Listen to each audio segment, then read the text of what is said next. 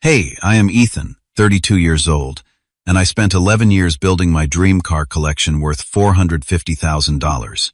Never did I imagine my own parents would try to steal it by declaring me mentally incompetent. The legal papers I found claimed I was delusional about cars and needed their guardianship. All this so they could liquidate my prized possessions to bail out my irresponsible sister Margaret. Before I dive into how my own family tried to steal everything I worked for, drop a comment telling me where you are watching from. And hit like and subscribe if you want more stories about family betrayal and justice. Growing up in suburban Detroit, cars were always my escape. I was 8 when my uncle gave me my first model car, a 1967 Mustang Fastback replica. While other kids quickly broke or discarded their toys, I meticulously maintained mine, lining them perfectly on shelves above my bed. By 12, I had built over 30 model cars from scratch, each one displayed proudly in my bedroom. Looking back, that was when my passion truly began. Our family seemed normal on the surface. My father, Richard, worked as an accountant at a local firm, bringing home a steady income and an equally steady stream of criticism. He was methodical, calculated, and controlling in ways that seemed ordinary until I was older. My mother, Diane, had been an elementary school teacher before quitting to raise my sister Margaret and me. From early on, the family dynamic was clear. Margaret could do no wrong, while I was constantly reminded to try harder. Margaret was 3 years younger but commanded the spotlight in every family scenario. When she brought home a B-, there was celebration. When I brought home straight A's, there were questions about why I had not joined more extracurricular activities. This pattern continued throughout our childhood, but I convinced myself it was normal. My fascination with automobiles grew alongside me. By 16, I was spending weekends at local garages learning from mechanics who appreciated my curiosity. I saved every dollar from mowing lawns and shoveling snow to buy tools and car parts. My parents viewed this as a phase, something I would outgrow when it was time to choose a real career. Accounting or law, my father would say during dinner, those are fields with security. He never asked what I wanted. Senior year of high school, I applied to automotive engineering programs against my parents' wishes. When the acceptance letter from Michigan Institute of Technology arrived, my mother cried, not from pride but disappointment. "We just want what is best for you," she said, but what she meant was what they thought was best. Meanwhile, Margaret announced she wanted to study international business, and my parents immediately discussed how they would help finance her education abroad. The contrast was striking, but I had grown accustomed to the differential treatment. I moved out when I was 21 after a particularly heated argument about my career path. My father had found my business plan for an eventual restoration shop and tore it apart literally and figuratively. "This is not what walkers do," he declared. "We build stable careers, not frivolous dreams about old cars." That night, I packed my belongings and moved into a tiny apartment above a garage where I had been working part-time. The owner, Frank, became more of a father figure to me than Richard ever was. He taught me not just about cars, but about believing in myself. Starting with basic maintenance jobs, I saved every penny. By 25, I had enough to rent a small shop space and founded Classic Revival Restorations. The first 2 years were brutal, working 16-hour days, sometimes sleeping on a cot in the back room. But word began to spread about my attention to detail and knowledge of vintage vehicles. The first car in my collection came when a client could not afford the full restoration of a 1973 Corvette Stingray. We worked out a deal. I would complete the restoration in exchange for partial ownership. 6 months later, he needed money and sold me his remaining stake. That Stingray became the cornerstone of what would eventually become my 5-car collection. Over the next 7 years, I added 4 more vehicles: a 1969 Dodge Charger, a 1965 Shelby Cobra, replica a 1971 Datsun 240Z, and my pride and joy, a fully restored 1962 Ferrari 250 GTE. Each represented countless hours of work, research, and passion. Together, they were worth approximately $450,000, but to me, they were priceless. During those years, I maintained a cordial but distant relationship with my family. Holiday gatherings were stilted affairs, where my growing success was acknowledged, but minimized. My father would introduce me as Ethan, he fixes old cars, while Margaret was my daughter, the international marketing consultant. The fact that her company had gone through 3 rounds of layoffs with her narrowly escaping each one was never mentioned. I accepted this dynamic because I had built a life I was proud of regardless of their approval. My business was thriving. I had a collection I loved, and I had created a circle of friends who valued me. Little did I know that my success would trigger a chain of events that would reveal just how far my family would go to control me. Around my 30th birthday, the dynamics in our family began to shift. Margaret, now 27, had married Wesley Armstrong, a real estate agent with grand ambitions but limited success. They made a striking pair at family gatherings, always dressed in designer clothes and discussing their latest luxury purchases. Despite Margaret's mediocre career progression and Wesley's inconsistent commissions, they somehow maintained an appearance of wealth that even my parents seemed impressed by. Their wedding 3 years earlier had been an extravagant affair at one of Detroit's most exclusive venues. I later learned my parents had remortgaged their home to pay for it, something they had once told me was financially irresponsible when I had asked for a $5,000 loan to expand my business. I had eventually secured a bank loan instead, which I paid off 2 years ahead of schedule. 6 months after they married, Margaret and Wesley purchased a 5-bedroom house in Bloomfield Hills, one of Michigan's most expensive neighborhoods. The property featured a 3-car garage, which remained empty, despite Wesley's constant talk about buying luxury vehicles, an indoor pool, and a guest house larger than my entire apartment. At the housewarming party, Wesley boasted about getting an incredible deal, though he was vague about the details. Margaret took me aside that evening. "It must be hard for you," she said, champagne glass in hand, "living in that tiny place while working on other people's dream cars." Her sympathy felt rehearsed, condescending. "I like my place," I replied honestly, "and some of those cars are mine." She laughed as if I had told a joke. "Those old things, Wesley is looking at a new Maserati next month.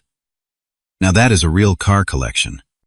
I did not bother explaining the difference between a collection of historic appreciating classics and depreciated luxury cars bought on credit. Some people would never understand the value of what I had built. As months passed, Margaret's veiled comments about my cars evolved into open envy. At a family barbecue, she cornered me after several glasses of wine. "You know what is unfair," she slurred slightly. "You have 5 cars for one person, and Wesley and I are sharing 1 car between us because we put everything into our home." "That was your choice," I pointed out. "And my cars are also my business. People see my collection and trust that I know what I am doing with theirs." She rolled her eyes. "Mom and Dad think it is weird too. Who needs 5 cars? It is like hoarding, but with expensive things." Thanksgiving that year marked a turning point. Margaret announced that she had been laid off from her marketing position, but quickly assured everyone it was corporate restructuring and not performance-related. Wesley was unusually quiet about his real estate prospects. When the conversation turned to my recent feature in Classic Car magazine, Margaret abruptly changed the subject. Speaking of classics, she interrupted the classics department at Wesley's alma mater as fundraising. "We have pledged $10,000. She smiled proudly, while our parents nodded approvingly. Later, as I helped my mother with dishes, she casually mentioned that Margaret and Wesley were having a temporary cash flow issue but were too proud to ask for help. The implication was clear. "I am not in a position to lend money right now," I said firmly. "Business expansion takes capital." My mother's expression hardened. "Family should come first, Ethan. Your sister would do it for you." Despite my better judgment, I eventually agreed to lend Margaret $5,000 to tide them over. She promised to repay me within 3 months. That money predictably was never repaid, and never mentioned again. By spring, rumors circulated within the family that Margaret and Wesley were in serious financial trouble. My cousin Alice, who worked at a local bank, hinted that their mortgage was underwater. "They bought at the absolute peak with minimal down payment," she whispered at a family gathering, "and their adjustable rate is about to reset much higher." 2 weeks later, I received an urgent text from my father. "Family emergency. Come to our house tonight." When I arrived, Margaret was red-eyed from crying while Wesley paced nervously. My parents sat solemnly at their dining table like judges at a tribunal. "We need to discuss a family matter," my father began once I sat down. Margaret and Wesley are facing foreclosure on their home. They need approximately $400,000 to clear their debts and retain their property. There was an expectant silence as everyone stared at me. The implication was so outrageous that I actually laughed, which was clearly the wrong response. "This is not funny, Ethan," my mother snapped. "Your sister could lose her home." "I do not have that kind of liquid cash," I said, regaining composure. "My business is asset-rich, but not—" "Your car collection," Wesley interrupted. "It is worth around that much, right, if you sold it?" "Absolutely not," I cut him off. "Those cars are both my passion and part of my business identity. They took me over a decade to acquire and restore." "They are just cars," Margaret cried. "This is our home we are talking about." "A home you could not afford," I countered. "I am sorry you are in this situation, but selling my collection is not the solution." My father leaned forward, his accountant persona taking over. "Be reasonable, Ethan. Cars depreciate. Real estate is an investment. If you help your sister now, you can rebuild your collection later when you are more financially stable." The irony of my father suddenly considering me financially unstable after years of steady business growth was not lost on me. "My collection has appreciated 20% in 3 years," I informed him. "And again, it is part of my business reputation." The conversation devolved from there. Margaret accused me of loving metal and engines more than family. My mother suggested I was being selfish. Wesley muttered something about blood being thicker than motor oil. Finally, my father delivered what he clearly thought was his closing argument. "Son, sometimes in life we need to make sacrifices for family. This is one of those times." "I have made sacrifices," I replied, standing up. "I sacrificed your approval to build my business. I sacrificed financial security in the early years. I have even sacrificed relationships because of my dedication. What I will not sacrifice is everything I have built because Margaret and Wesley bought a house they could not afford." As I reached the door, my father's voice turned cold. "We will see about that." At the time, I took it as an empty threat from a disappointed parent. I had no idea what they were already planning. The first hint that something was seriously wrong came 3 weeks after the family meeting. I received a call from my bank asking to verify recent attempts to access my account information. Someone had called multiple times claiming to be me but had failed the security questions. The bank representative suggested I change all my passwords and place a fraud alert on my credit report, which I did immediately. I assumed it was standard identity theft and filed a police report as a precaution. Then came the mail that changed everything. An official-looking envelope addressed to my parents was mistakenly delivered to my apartment. The return address showed a law firm I did not recognize. Under normal circumstances, I would have simply readdressed it and put it back in the mail. But something about the timing and my father's parting threat made me uneasy. I opened it. Inside was a copy of a legal petition filed with the county court. The heading read, "In the matter of Ethan Walker, petition for determination of incapacity and appointment of guardian." My parents were listed as the petitioners. My hands shook as I read through the document. According to this petition, I was suffering from delusional attachment disorder, compulsive acquisition tendencies, and financial incompetence, masked by temporary business success. The petition cited a lifelong history of mental health challenges and claimed I was unable to make sound financial or personal decisions due to an unhealthy obsession with automobiles. The document included statements from concerned parties who had observed my deteriorating mental state.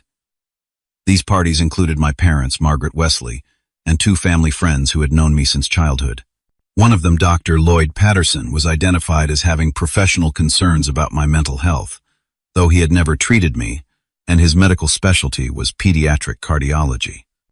Most disturbing were the attached photographs, clearly selected and possibly manipulated to support their narrative. One showed me looking disheveled after a 72-hour restoration marathon before a major show. Another captured me in an animated discussion with a client, my hand gestures made to look aggressive rather than enthusiastic. There was even a photo of my apartment focusing on the car diagrams and blueprints on my walls, described in the caption as evidence of obsessive thought patterns.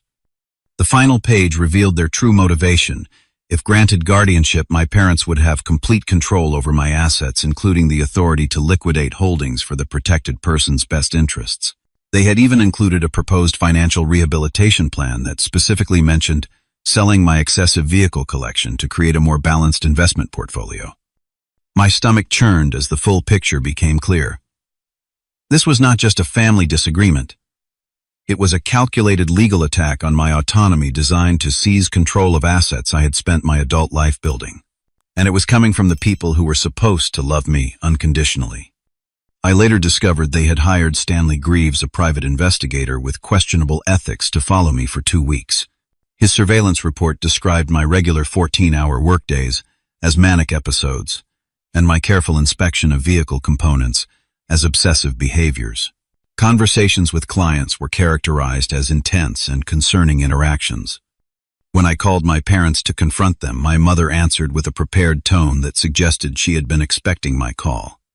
"Ethan, honey, we are just worried about you," she said, her voice artificially soothing. "This intervention is for your own good." Intervention? You are trying to have me declared mentally incompetent. I was shouting now, pacing my apartment. You are lying to a court about my mental health so you can steal my cars. See, this is exactly the kind of emotional overreaction we are concerned about, she replied calmly. Your attachment to those objects is not healthy. Once you are better, you will thank us. My father took the phone. Son, we have been watching your obsession with cars grow from childhood. It has prevented you from having a normal life, relationships, a family. This is not about the money or the cars. It is about getting you help. If it is not about the money, then why does your petition specifically outline selling my collection? I challenged. There was a pause before he answered. Because those vehicles are the physical manifestation of your disorder. Removing them is therapeutic, according to the specialists we have consulted. What specialists? The petition mentions Dr. Patterson, who is a pediatric cardiologist, not a psychiatrist. There are others.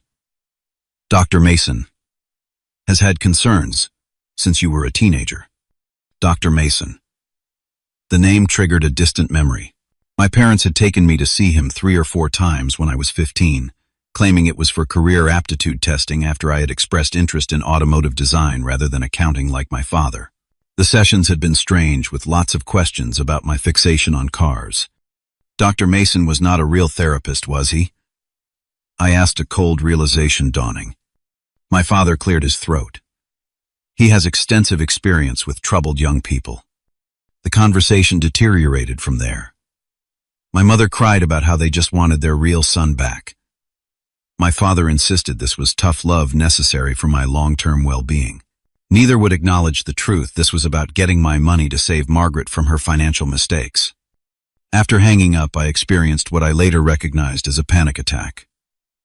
For 30 minutes, I could not catch my breath, convinced my life was collapsing around me. The betrayal was so complete, so calculated that it seemed unreal. The people who had raised me were now trying to legally strip me of my agency as an adult. They were willing to brand me as mentally incompetent, potentially impacting my business reputation and future, all to solve Margaret's housing crisis. That night, I barely slept, my mind racing through options and implications. By morning, I knew I needed professional help, not the kind my parents thought I needed, but legal representation from someone who understood guardianship law. My family had declared war on my independence, and I needed to defend myself. The morning after discovering the petition, I called every law firm in Detroit that specialized in probate and guardianship law. Most could not see me for weeks, and those who could seemed hesitant once I explained the situation. Family guardianship cases were apparently messy, and many lawyers preferred to avoid them. On my 7th call, the receptionist at Winters Legal Group heard enough to put me through directly to Jessica Winters herself. Mr. Walker, she said, after I had explained my situation, what your family is attempting is troubling but not uncommon. Guardianship laws designed to protect vulnerable adults are increasingly being weaponized in family financial disputes. We scheduled an appointment for that afternoon. Jessica's office was modest but professional, with credentials covering one wall and family photos on another. She was perhaps 50, with sharp eyes that seemed to evaluate everything. First thing she said after reviewing the petition copy, "This is a serious legal matter. If your parents succeed, you would lose not just control of your assets, but your civil rights. You could not enter contracts, make medical decisions, or even decide where to live without your guardian's approval. My blood ran cold at the implications. Can they really do this? I run a successful business. I have never been diagnosed with any mental health condition. They can try, she replied. And unfortunately, once these proceedings begin, the burden often falls on the alleged incapacitated person to prove competence rather than the other way around. But she added, seeing my expression, we have several factors in our favor. Your business success demonstrates executive function and competence. We need to build a comprehensive defense immediately. Jessica outlined a multifaceted strategy: gather business records, showing consistent growth and sound management, secure affidavits from clients, suppliers, and industry colleagues, arrange for an independent psychological evaluation before the court ordered one, and investigate the credentials of the specialists my parents claimed supported their petition. Also, she added, secure your vehicles immediately. Move them somewhere your family does not know about. Once guardianship proceedings begin, the court might freeze your assets. I spent the next 3 days executing Jessica's plan. I moved my collection to a secure storage facility under corporate ownership, making it harder to trace. I gathered 5 years of business records, showing steady growth, client testimonials, praising my work, and even awards my restorations had won at regional car shows. Unexpected support came from my father's brother, Uncle Robert. When I hesitantly reached out, wondering if he might have insights into my parents' thinking, he immediately asked to meet at a diner outside the city. I have been waiting for something like this, he said gravely once we were seated in a corner booth. Your father tried similar tactics with our mother when she would not sell her lake house property to fund his accounting practice 30 years ago. I was stunned. He tried to have Grandma declared incompetent. Uncle Robert nodded. Claimed her refusal to sell was evidence of diminished capacity. The family stopped it, but Richard never forgave us for interfering. We have barely spoken since. He shared documents from that time showing disturbing parallels to my situation. More importantly, he revealed that Dr. Mason, the supposed therapist I had seen as a teenager, was actually a former college roommate of my father's with a bachelor's degree in psychology but no clinical license. They used those sessions to build a history of mental health concerns, he explained. Richard has always played the long game. This revelation led me to question other aspects of my childhood. Had certain episodes been manufactured or exaggerated to establish a pattern? I recalled being taken to a hospital after staying up for 36 hours, working on a model car competition entry at 16.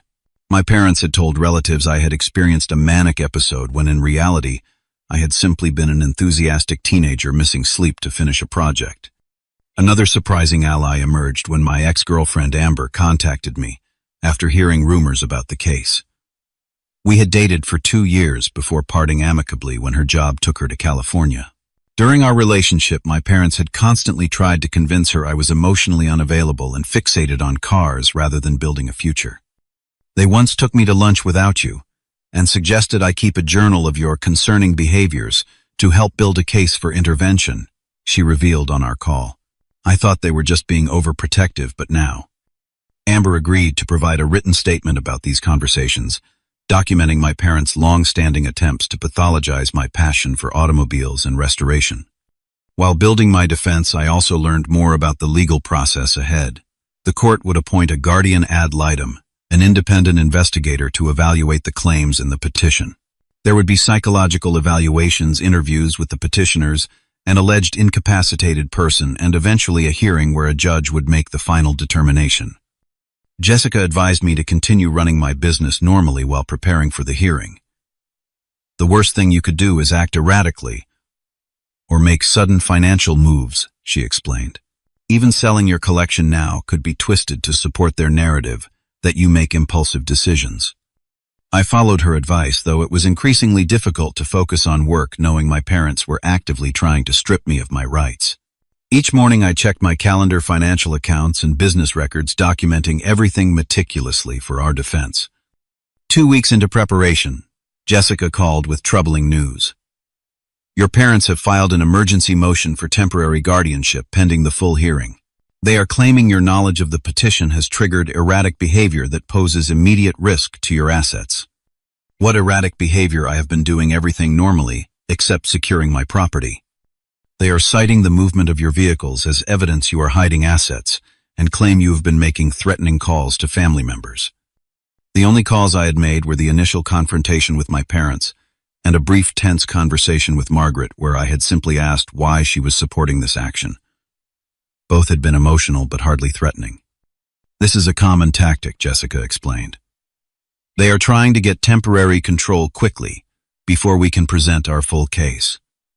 We need to be in court tomorrow morning to oppose this emergency motion. That night I hardly slept, mentally preparing to face my family in court for the first time. The betrayal that had felt abstract when reading legal documents was about to become painfully real. The courtroom felt unnaturally cold as I sat beside Jessica watching my parents and sister enter with their attorney. They avoided eye contact, taking seats across the aisle, as if we were strangers rather than family. Their lawyer, Martin Blackwell, had a reputation for aggressive guardianship cases, particularly those involving substantial assets. Judge Eleanor Simmons, a veteran of the probate court, reviewed the emergency motion while the room remained silent.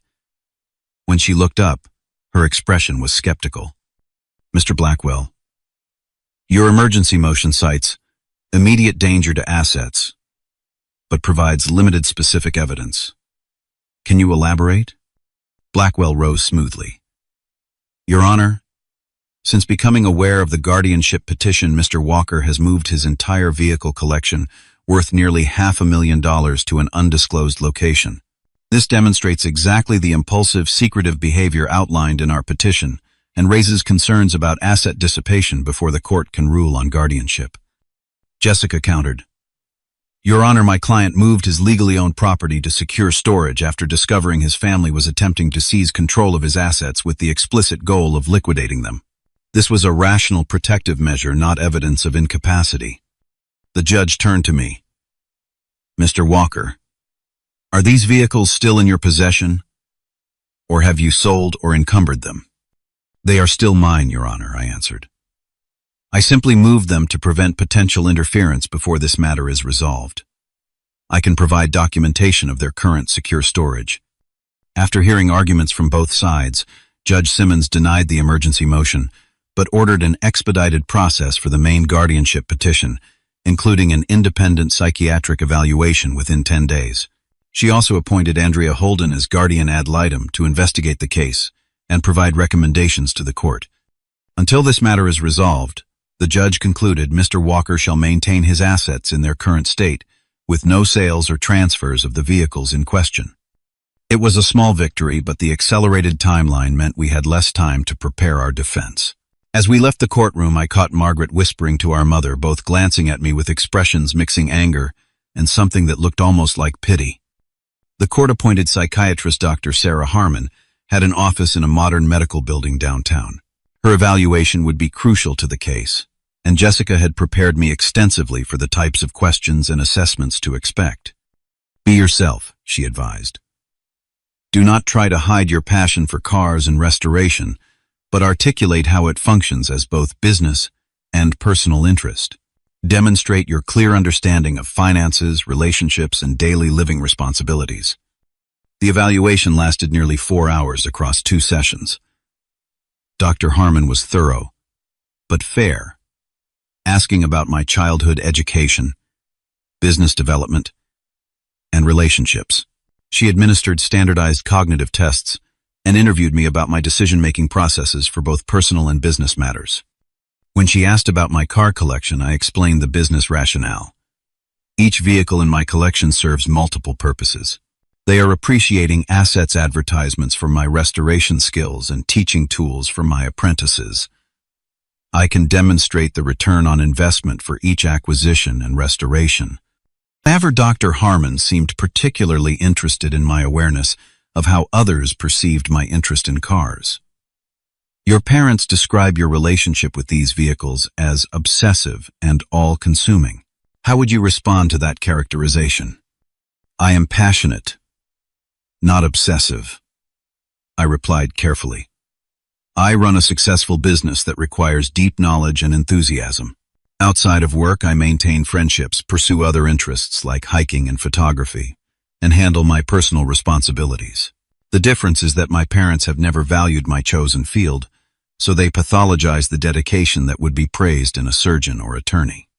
While awaiting Dr. Harmon's report concerning developments emerged on multiple fronts, several clients called to postpone projects, mentioning they had received concerning information about my business stability. One directly referenced a call from someone claiming to be a family member worried about my mental health. Jessica filed a motion to prohibit my parents from interfering with my business, but the damage was spreading. Industry colleagues began treating me differently at a regional auto show, some avoiding me altogether. The whisper campaign was working. More alarmingly, Margaret's husband Wesley was spotted near my business after hours by my security system. The footage showed him examining the building's access points and taking photos. When confronted by my attorney, my parents' lawyer claimed Wesley was concerned about business assets that might soon be under guardianship management. The most disturbing discovery came when my mechanic found a tracking device magnetically attached to the undercarriage of my daily driver. The device was registered to Stanley Greaves Investigations, the same firm my parents had hired. Jessica immediately filed police reports for stalking and potential harassment, adding these incidents to our growing defense file. The pressure extended beyond legal channels. Extended family members began calling, urging me to cooperate for everyone's sake. Most had heard a carefully crafted version of events where my parents were acting out of loving concern rather than financial motivation. My cousin Alice, who had initially warned me about Margaret's financial troubles, stopped returning my calls after what she described as an intense family meeting where she was told not to interfere. 2 days before the final hearing, a local news blog published a story titled "Family Feud Over Fortune in Classic Cars," which contained numerous inaccuracies and quotes from anonymous family sources, claiming I had a history of mental instability masked by business success. Though not a major outlet, the article began circulating in car collector circles, potentially damaging my professional reputation. The night before the hearing, my security system alerted me to movement at my storage facility.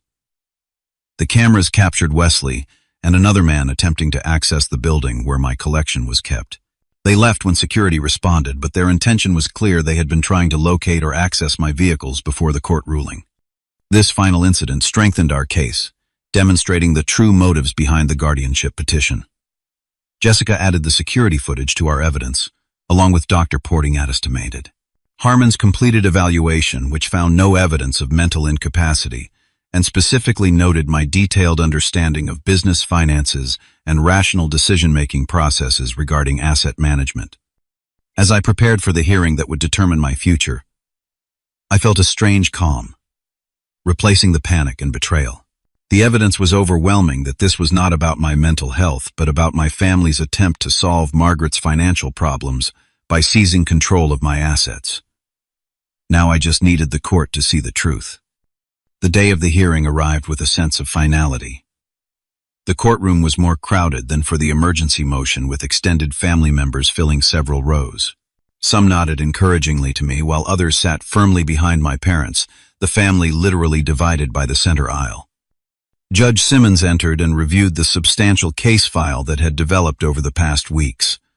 Guardian ad litem Andrea Holden sat at a separate table, her investigation report sealed until this moment.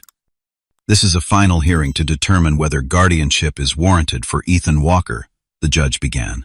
"I will hear evidence from both parties, review the professional evaluations, and make a determination based on clear and convincing evidence standard." Martin Blackwell presented the petitioner's case, first painting me as a troubled individual whose car obsession had evolved from childhood fixation to adult dysfunction. He called my father as his first witness. "Richard Walker, how long have you been concerned about your son's mental state?" Blackwell asked. My father, dressed impeccably in a charcoal suit, leaned toward the microphone, since he was about 12 years old. What started as a normal boy's interest in cars became increasingly concerning. He would become agitated if his model cars were moved even slightly. By 16, he was skipping social events to work on car projects, showing signs of isolation and obsessive behaviors. And in recent years, his condition has worsened, He lives alone, works excessive hours, and has invested nearly all his resources into these vehicles rather than a home or retirement. When we expressed concern, he became hostile and defensive, classic signs of someone unable to recognize their own impaired judgment. Jessica's cross-examination was precise and devastating. Mr. Walker, is it true that you attempted similar legal action against your own mother 30 years ago when she refused to sell property to fund your business? My father's face tightened. That was a completely different situation. Different how? Were you not trying to have your mother declared incompetent to gain control of her lake house property? Objection. Blackwell interjected. Relevance. I will allow it, Judge Simmons ruled. The petitioner's history with similar proceedings is relevant to credibility. My father was forced to acknowledge the previous attempt, though he insisted the circumstances were entirely different. His discomfort was visible as Jessica methodically dismantled his narrative. Mr. Walker, in the financial rehabilitation plan included with your petition, you specifically mentioned selling your son's vehicle collection. What would happen to those funds? They would be invested appropriately for Ethan's future. Jessica presented a document. Your daughter Margaret and her husband are facing foreclosure on a home requiring approximately $400,000 to retain correct. That is a separate family matter, my father replied stiffly. A separate matter that coincidentally requires almost exactly the appraised value of your son's car collection. My mother testified next, her presentation more emotional. She described tearfully how she had lost her son to his obsession and just wanted to help him live a normal life. When Jessica questioned her about Dr. Mason, the unlicensed therapist from my teenage years, her testimony became contradictory and evasive. You testified that Dr. Mason diagnosed Ethan with obsessive tendencies at age 15, but records show Dr. Mason has never held a clinical license in this state. Was this an intentional misrepresentation to the court? My mother looked to Blackwell for help, but there was none to offer. We believed he was qualified, she finally answered. Margaret's testimony proved even more problematic for their case. Under questioning about the timing of the guardianship petition, she inadvertently revealed the connection to her housing situation. We tried asking him directly to help with our mortgage situation by selling just 1 or 2 cars, but he refused. That is when we realized how irrational he had become about these objects. So the petition came after he refused to sell his property to solve your financial problems, Jessica clarified. Well, yes, but that just demonstrated his problem, Margaret insisted. What kind of person chooses cars over helping his sister keep her home? When pressed about her own financial decisions, Margaret became defensive and eventually broke down, admitting they had purchased their home knowing it exceeded their budget because they expected significant commission increases that never materialized. Dr. Harmon's testimony followed, presenting her professional assessment. I found Mr. Walker to be fully oriented, rational, and competent in all cognitive and executive function assessments. His interest in vintage automobiles, while passionate, does not impair his judgment or functioning. In fact, he has channeled this interest into a successful business, showing considerable financial acumen. She directly addressed the claims in the petition. What his family characterizes as obsession appears to be specialized professional knowledge and enthusiasm, Mr. Papyrus. Walker maintains appropriate boundaries between his business interests and other life aspects. I found no clinical evidence supporting the need for guardianship. Andrea Holden, the guardian ad litem, presented similar conclusions.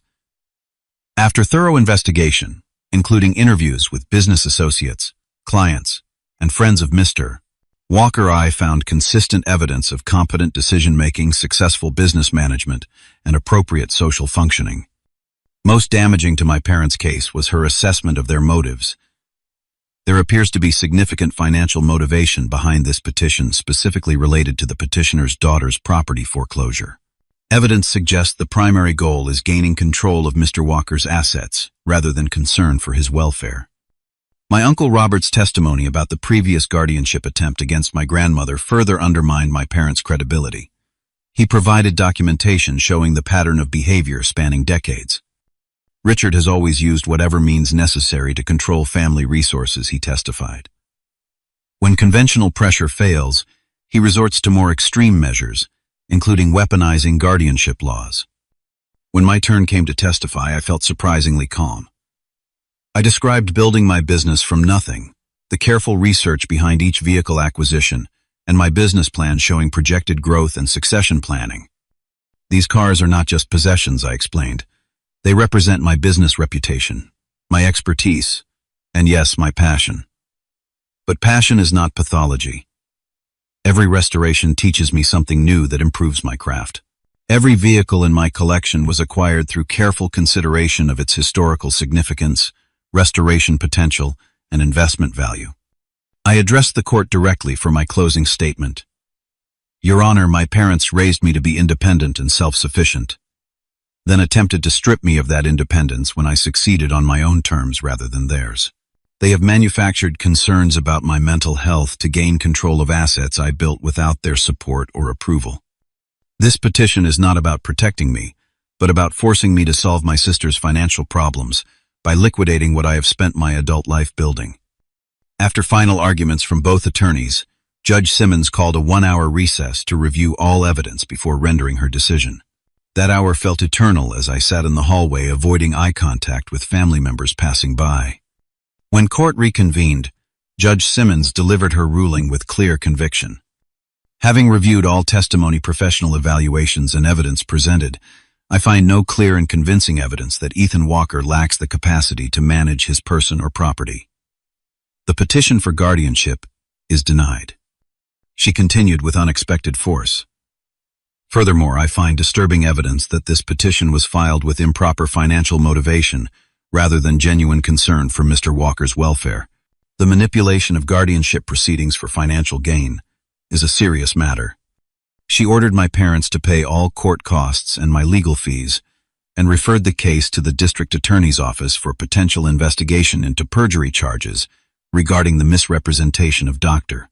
Mason's credentials. This court will not be used as a tool to seize control of legally acquired assets from a competent adult, she concluded firmly. The gavel's sound marked the end of the nightmare that had consumed my life for weeks. My parents sat stunned while Margaret buried her face in her hands. As people began filing out, Jessica squeezed my shoulder. Congratulations, your independence is officially intact. I nodded, feeling not triumph but a profound sadness beneath the relief. I had won my freedom but lost my family in the process. The days following the court victory were strangely hollow. My legal status was secure, my assets protected, but the emotional aftermath was just beginning. My parents made several attempts to contact me, leaving voicemails that ranged from defensive justifications to tearful pleas, without ever offering a genuine apology or acknowledgement of what they had done. Ethan, we only wanted what was best for you, my mother claimed in one message. We still think you need help, but we respect the court's decision. Margaret's approach was even more tone-deaf. I hope you are happy now that Wesley and I will lose our home. Family is supposed to help each other. After consulting with Jessica, I filed for a restraining order against my immediate family. The judge granted it based on the surveillance evidence tracking device and attempted access to my storage facility. The order prevented them from coming near my home business or contacting me directly for 6 months. 2 weeks after the hearing, Margaret and Wesley's house officially went into foreclosure. They moved into my parents' guest room, according to Uncle Robert, who had become my primary link to family news. The irony was not lost on me that their solution had always been available, downsizing to a home they could actually afford.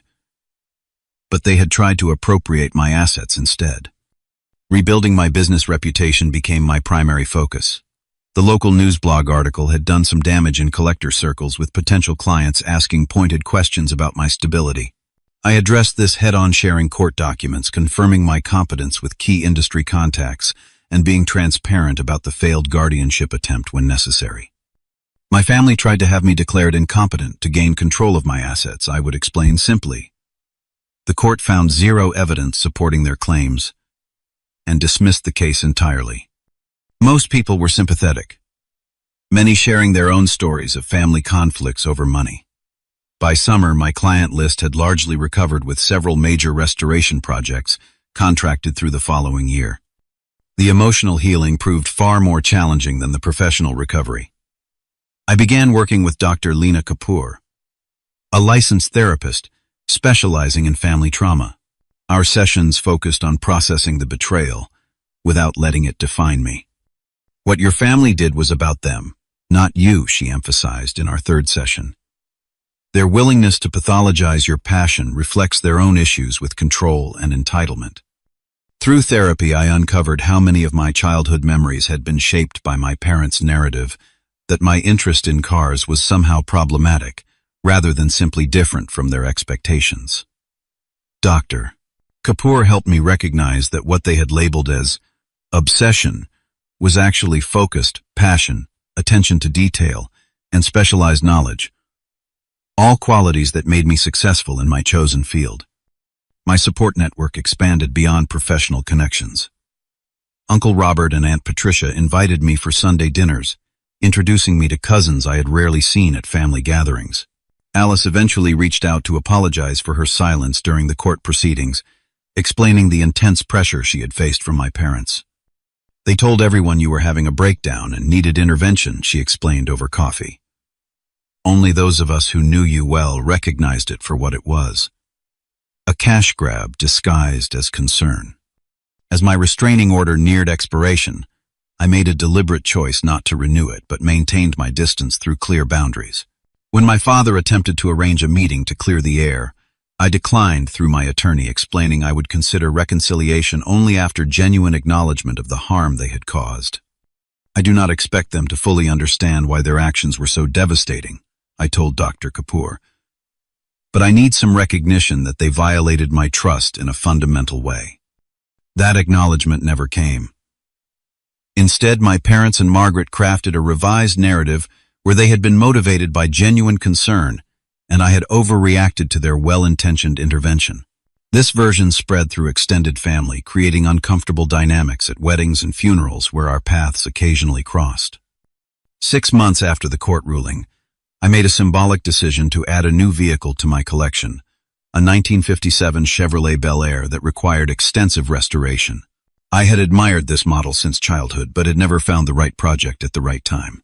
Working on it became a form of therapy, each restored component representing another step in rebuilding my sense of security and autonomy. The experience also inspired me to establish the Walker Autonomy Foundation, a small nonprofit providing legal assistance to adults facing unwarranted guardianship petitions. Working with Jessica, we created resources explaining guardianship laws and rights, focusing particularly on cases where financial motives might be disguised as concern. These laws exist to protect vulnerable adults, Jessica explained at our first fundraising event, but they can be weaponized by those seeking control of assets. Our goal is to ensure the system works as intended, protecting those who truly need protection while respecting the autonomy of capable adults.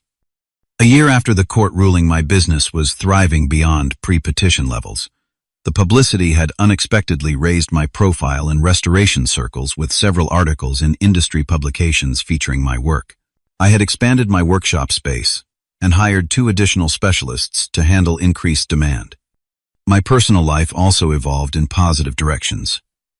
Through a classic car event in Chicago, I met Sophia, an automotive engineer who shared my passion for vintage designs. Our relationship developed naturally without the pressure my parents had always placed on my romantic connections. She understood my work schedule and often collaborated on technical challenges in my restoration projects. When I eventually shared the full story of my family's guardianship attempt, Sophia's response was exactly what I needed. They tried to pathologize your passion because they could not control it, but that passion created all this, she gestured around my workshop. Never apologize for loving what you do. 2 years after the court case, I received an unexpected letter from my father. Unlike previous communications, this one contained no justifications or revisionist history. Instead, he wrote simply, "I was wrong. What we did was unforgivable. I do not expect your forgiveness, but you deserve this acknowledgement." Whether this represented genuine growth or was prompted by some external factor I could not know, I chose not to respond immediately, discussing the letter with Dr. Kapoor first. "Forgiveness is your choice, not your obligation," she reminded me. "And reconciliation, if you ever want it, would require much more than one letter." I eventually wrote back with my own simple message. Thank you for acknowledging the harm. I am not ready for contact, but this letter matters. It was a small step, but an honest one. The complete fracturing of my family remained one of the painful consequences of their actions, but I had built a new life with chosen family and reclaimed my narrative on my own terms.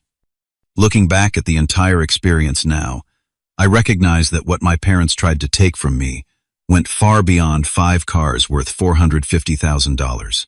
They attempted to seize my autonomy, my reputation, and my right to define my own path. In fighting for my legal freedom, I also secured something more valuable: the unshakable knowledge that I could face betrayal from those closest to me and emerge stronger, wiser, and still capable of trust and connection.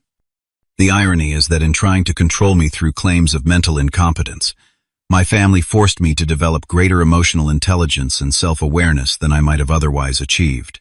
Their betrayal, though painful, ultimately failed to define me. For anyone watching who has faced similar family betrayal or attempts to control your life path, remember that your passion is not pathology, your differences are not defects, and your right to self-determination is worth fighting for. Have you ever had family members try to control your life choices or assets? Drop a comment below sharing your experience and how you handled it. Hit like if this story resonated with you. Subscribe for more real-life experiences of overcoming family betrayal, and share this video with someone who might need to hear that standing your ground can lead to healing even when the people who should support you try to take everything away. Thank you for watching, and remember, your life belongs to you, not to those who claim to know what is best for you.